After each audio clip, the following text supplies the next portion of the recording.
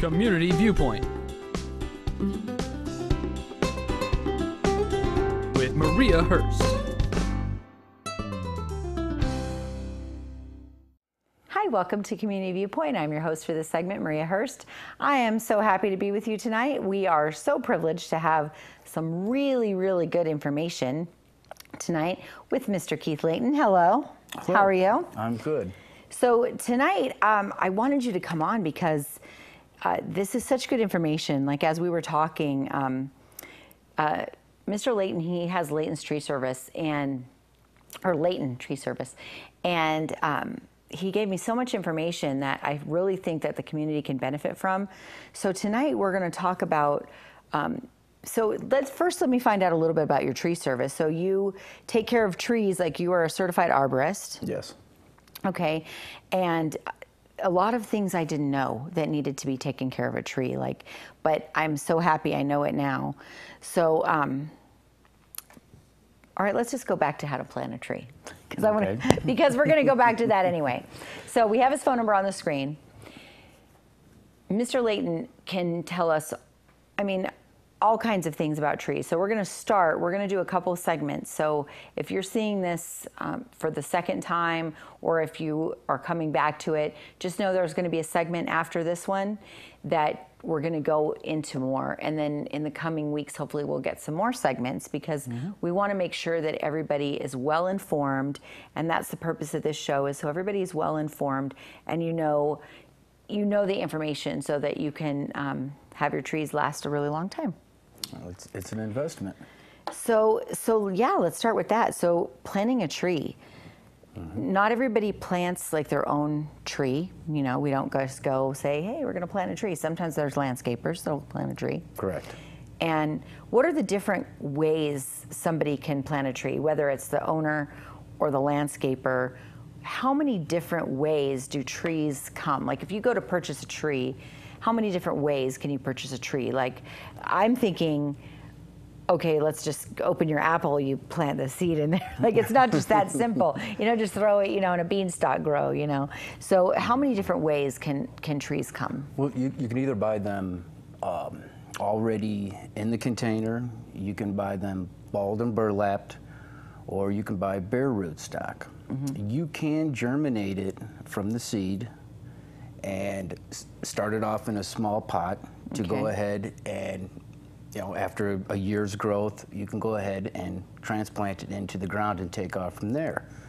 Or you can go ahead and just buy it already started off in one of the 3 different forms. Okay. All right. There's so many different ways. Now, going back to what you said about the seed, so it's not just an investment in the tree, it's an investment in your time.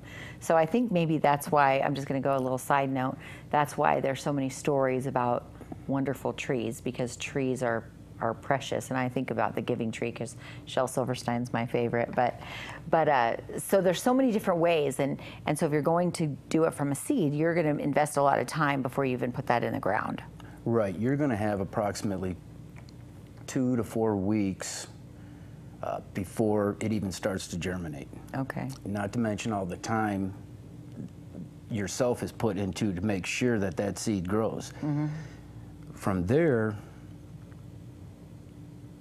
that tree will be an investment for your life. Okay. It will be an investment for your property. Trees can raise your property value, they can drop your property value. Okay. So let's talk about so say I go to Star Nursery and I get, you mentioned like balled and burlap, that's where they're wrapped, the bottoms are wrapped. So you buy a tree. First, what do you have to do to your property, or what do you have to find out about your piece of property before finding out what kind of tree to plant? The first thing you want to look at is the space that you have to work with. Okay. If you're on the south side of your house, you want shade, but you're limited to 10 feet. You need to know the spread of the crown of the tree at full growth. Because you're thinking years forward too. Right, and a lot of people make that mistake. They buy a tree that is way too big for the space that they have. Within 3-4 years of growing, it's already rubbing against the house. It's already rubbing against the shingles, or it's into the fence.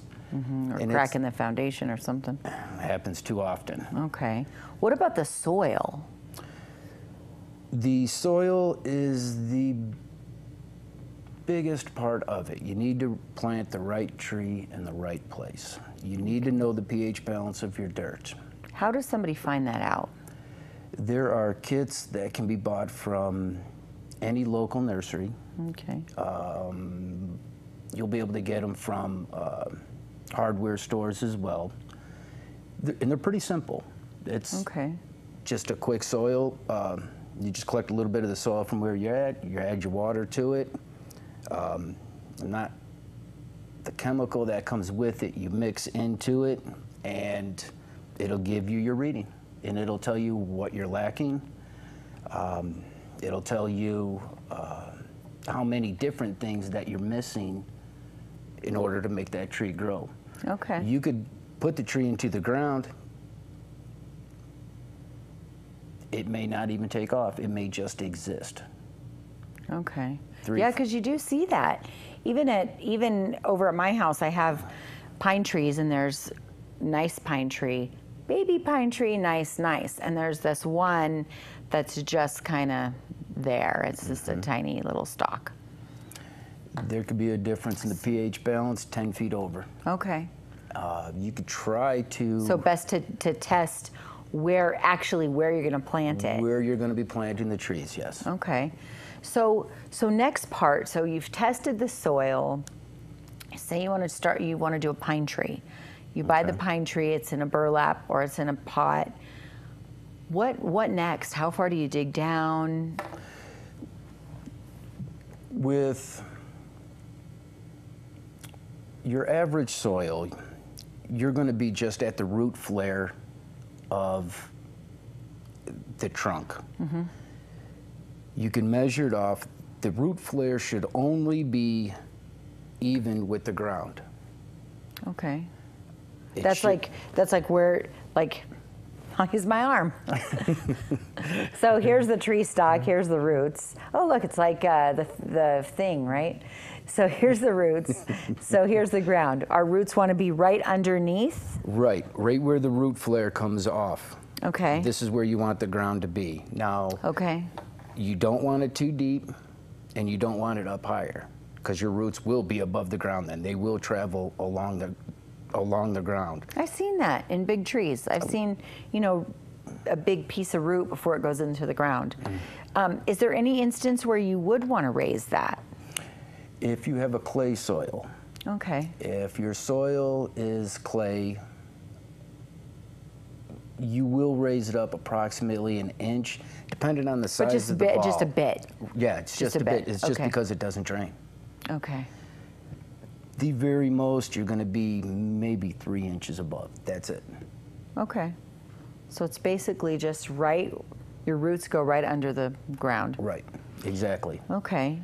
And of course, you want to, as you're planting, you want to keep everything as wet as possible. Okay. To just, because the whole root ball, everything. I've heard before, can't roots go into shock? They will when you pull it.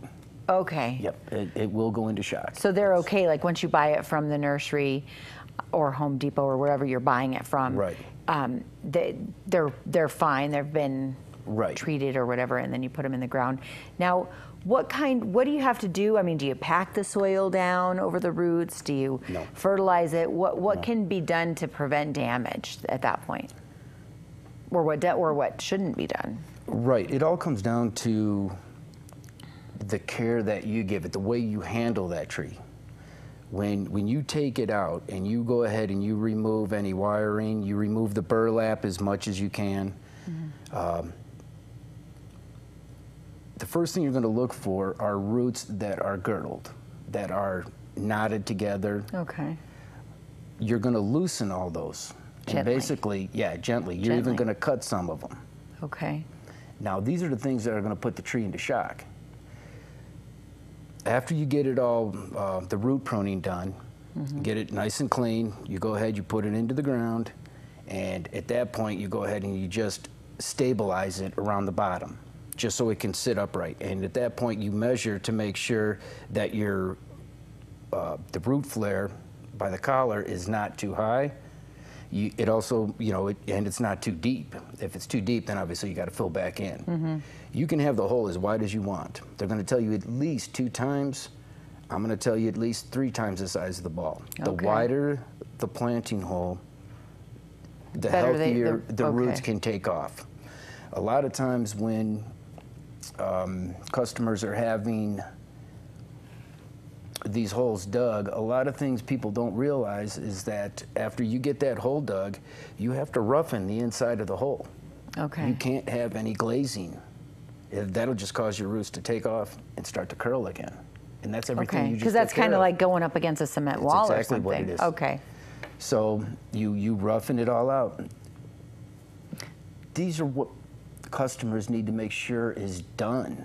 So if they're not planting their self, you have somebody planting, if you're aware, then, then you can prevent problems down the road, or you can prevent that tree from not surviving. You'll prevent its death. Right.